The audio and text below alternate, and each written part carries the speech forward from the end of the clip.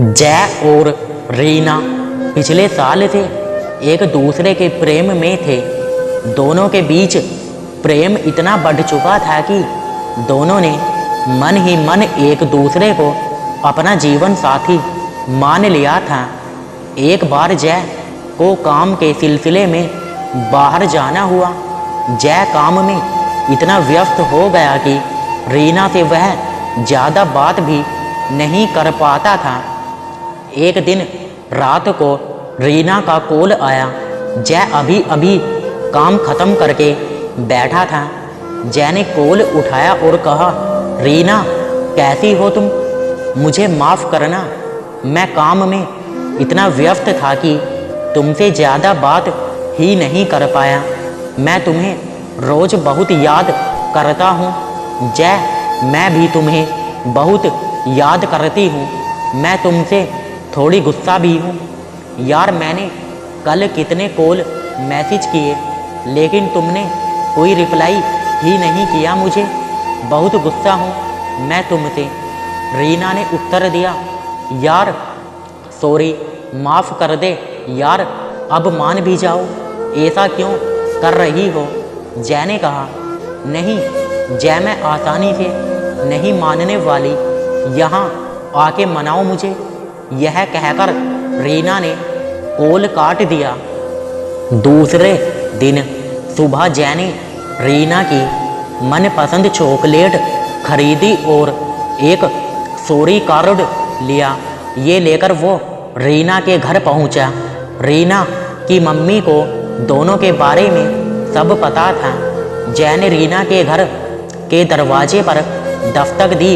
रीना की मम्मी ने दरवाज़ा खोला और जय को कहा, आओ जय बेटा, कैसे हो? कोई दिक्कत तो नहीं है ना? मैं ठीक हूँ आंटी, रीना से मिलने आया हूँ, जय ने उत्तर दिया। रीना तो ऊपर सो रही है, कब से आवाज़ दे रही हूँ उसको, लेकिन उठने का नाम ही नहीं ले रही है। जाओ अब तुम ही उसको जगाओ, रीना की मम्मी ने कहा। फिर जय रीना के कमरे के पास गया और डोर बेल बजाई। रीना ने कहा, क्या हुआ मम्मी? सोने दो ना थोड़ी देर और। क्या कब से आवाज़ कर रहे हो? जय ने फिर से डोर बेल बजाई।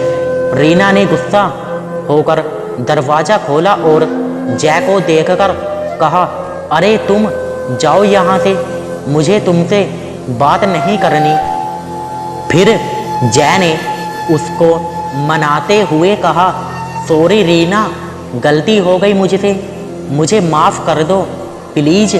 आइंदा मैं कभी तुम्हारे कॉल्स मैसेज को अनदेखा नहीं करूँगा, तुम्हारे सारे कॉल्स का जवाब दूँगा। अब तो मान जाओ यार, देखो मैं तुम्हारी मनपसंद चॉकलेट लाया हूँ और ये सॉरी कार्ड। इस बार मान गई हूँ, लेकिन अगली बार ध्यान रखना, कितना भी मनाओगे नहीं मानूंगी मैं, रीना ने कहा।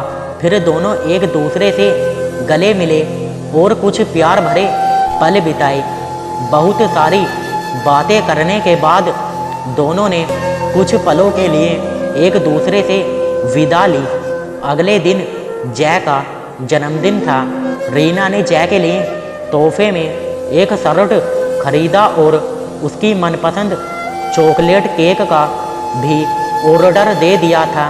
जय को सबसे पहले शुभकामना देने के लिए उसने सोचा कि वह अपने घर से रात के 11:30 बजे निकलेगी और 12 बजे उसको पहले बधाई देगी। योजना के मुताबिक रीना ने ठीक 12 बजे जय के घर के बाहर दरवाजे पर दस्तक दी।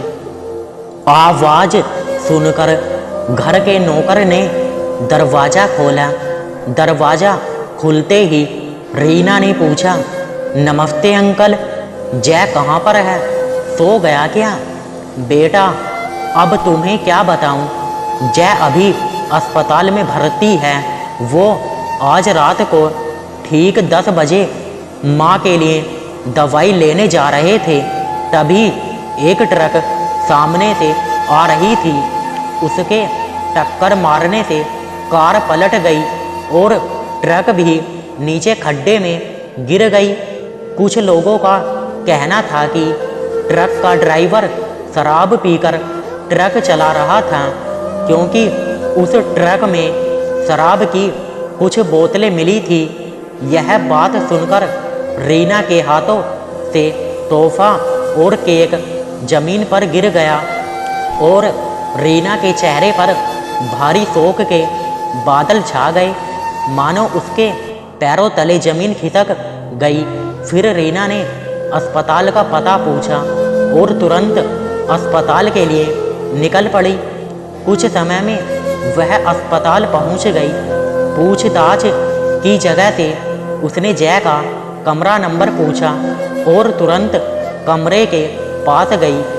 उसने कमरे के अंदर प्रवेश किया और देखा कि जय के मम्मी पापा रो रहे थे। रीना जय के पास गई और उसकी आंखों से भी अश्रु की धारा बहने लगी।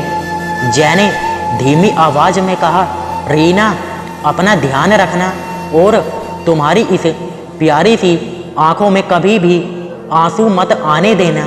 अगर तुम मेरी यह बात मानोगी तो मैं समझूंगा कि तुमने मुझे इस जन्मदिन का सबसे कीमती तोहफा दिया है। अलविदा रीना, कहकर जय ने रीना का हाथ पकड़ा और अपनी अंतिम सांस लेकर इस दुनिया से विदा ली। दोस्तों, हम जिसे प्रेम करते हैं वो हमेशा हमें खुश देखना चाहते हैं। कुछ लोग मैंने देखे हैं जो प्यार में सफलता न मिलने पर या सफलता मिलने के बाद अपने साथी को अगर किसी वजह से वह खो देते हैं तो खुद को संभाल नहीं पाते और खुदकुशी करके खुद ही अपने जीवन को समाप्त कर देते हैं।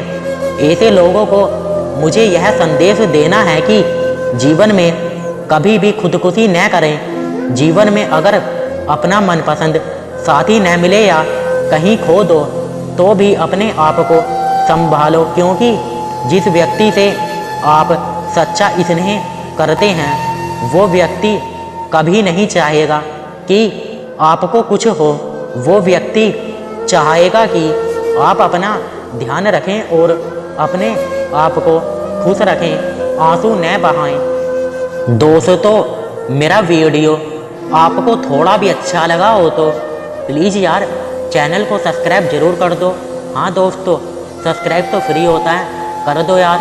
और हाँ दोस्तों, वीडियो को लाइक ज़रूर कर देना। और दोस्तों, कमेंट बॉक्स में एक प्यारा सा कमेंट और कर देना। और दोस्तों, चैनल को सब्सक्राइब करके बेल आइकन को ऑल पर प्रेस जरूर कर देना, जिससे दोस्तों आपको यह फ़ायदा होगा जब भी हम आपके लिए ऐसी ही अच्छी स्टोरी लेकर के आएंगे तो उस वीडियो का नोटिफिकेशन मतलब दोस्तों उस वीडियो को आप सबसे पहले देख पाओगे। और हाँ दोस्तों, थैंक्स फॉर वॉचिंग। अभी के लिए दोस्तों मुझे दो अलविदा, धन्यवाद।